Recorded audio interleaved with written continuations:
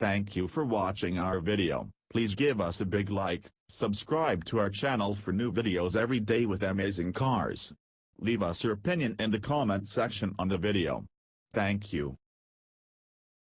Welcome to Critic's Notebook, a quick and off-the-cuff car review consisting of impressions, jottings, and marginalia regarding whatever the drive writers happen to be driving.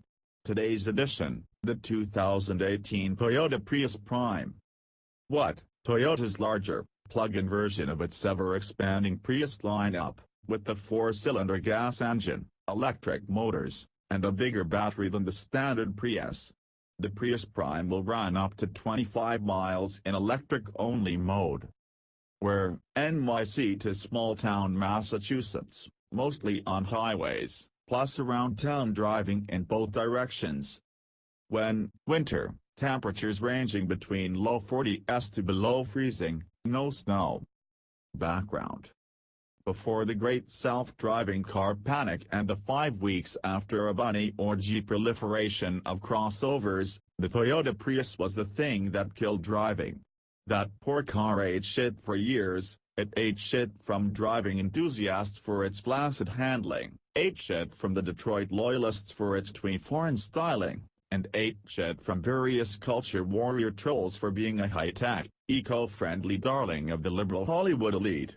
But for all the shit the Toyota Prius had to eat, it still managed to effectively define the hybrid car for a generation. It still became a sales juggernaut justifying its own product line. It's still around some 2 decades later, and it still drives like a half-full sponge.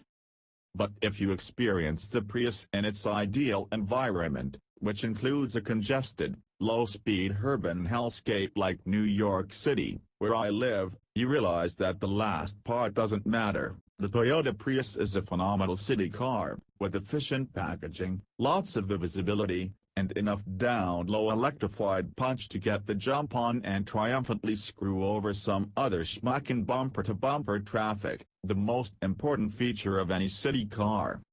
In New York City, you're always just some asshole. If you drive an expensive car, you're some asshole in an expensive car. If you drive a huge SUV, you're some asshole in the huge SUV. If you ride a bike, you're some asshole on a bike.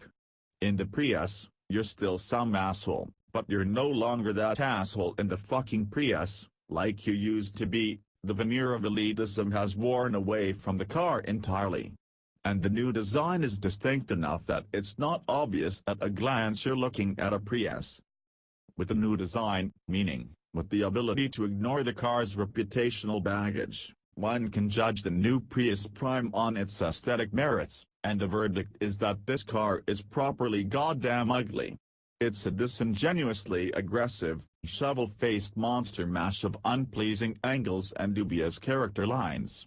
In the early 2010s, there was something distinctly futuristic about the Prius's instantly recognizable wedge-shaped design. Now, it just looks like a boring car seen through a broken kaleidoscope. As previously mentioned, though, the packaging is admirably efficient. The Prime is bigger than the standard Prius, and all of its direct competition, but it feels tiny when it comes time to park. The first thing you notice is the cockpit design, which is so fundamentally yet it's like Toyota decided to do a clean sheet rethink of the entire idea.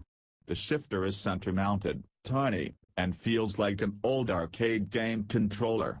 My car had an optional, and large, 11.6-inch vertical infotainment screen, like in a Tesla Model S, my least favorite design feature of that car, and there's no cockpit display, which has been stacked above the infotainment setup. The buttons for the infotainment screen are slotted on either side, integrated into sleek hard plastic, and occasionally work without a hitch. The upside is that the new design feels airy, spacious, and pleasant. The seats are comfortable and meant for commuting, like everything else about the car. That's no faint praise. From an ergonomics perspective, it's hard to beat. Inside, it's comfortable and airy, and like its rival Honda, Toyota has mastered the artful plastic look, There's a lot of it in there, but it doesn't offend in and of itself, and it's all fairly well fitted together. Handling. Not to go knocking monocles off into various bowls of soups, but aside from nice low-end acceleration in all-electric mode, the Prius does not handle well, never has, never will. When burning electrons, it's legitimately quick off the line, able to dance through the bloodsport of NYC traffic. Acceleration is serviceable in power mode and non-existent in eco mode, but otherwise it's a soft, imprecise wedge of rolling jello that plows almost into an L-stand under hard braking and has all the grace of a drunk hobo stumbling away from the police.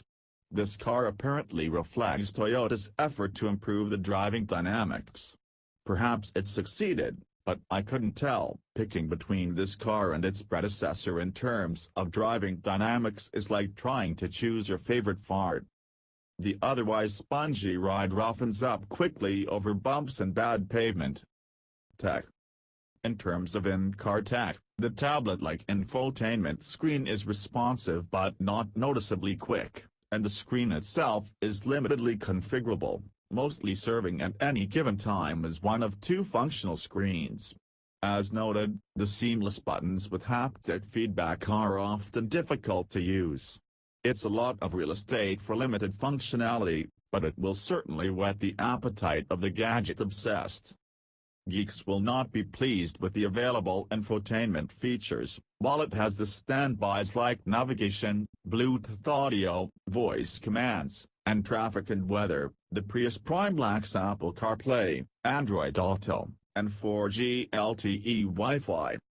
In terms of powertrain, the once revolutionary Prius has become a workaday hybrid, with a 1.8-liter inline-4 engine, electric motor and battery pack. The combined output is just 121 horsepower, and a CVT for added efficiency. The problem is, even though Toyota calls the Prius Prime its most advanced hybrid yet, it's no longer all that efficient or capable compared to its competition. The Chevy Volt basically doubles this car's all-electric range, and the Prius Prime's overall city, highway mileage from both systems is a combined 54 miles per gallon, less than half of the Volt's combined 119 mpge. I started this write-up by noting that the Prius is a phenomenal city car, and that's true. Is it as lust for the urban vehicle as, say, the Volkswagen GTI? No, that car is a legit, hard-driving enthusiast machine, and more grown-up inside as well. But the Prius Prime is peppy enough for traffic jousting, is easy to park, will require a few fill-ups, can haul a few friends and a week's worth of groceries, and, as important as anything, is a comfortable, spacious, and pleasing place to spend time. Plus, unlike the GTI, I really just wouldn't care what happened to this Prius. Things, bumps, scrapes, the odd half-gallon of bird shit?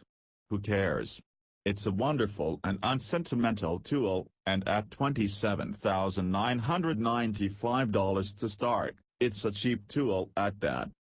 The Prius was built as an efficient, high-tech, comfortable commuter tool that thrives in congested urban environments. It's not so high-tech anymore, but it still ticks the other boxes for a couple $1,000 under $30,000.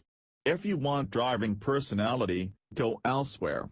If you want a reliable city car that you won't have to think much about, including at the pump, the Prius Prime should truly be considered great, as long as there's a recharging station handy. Thank you for watching our video. Please give us a big like, subscribe to our channel for new videos every day with amazing cars. Leave us your opinion in the comment section on the video. Thank you.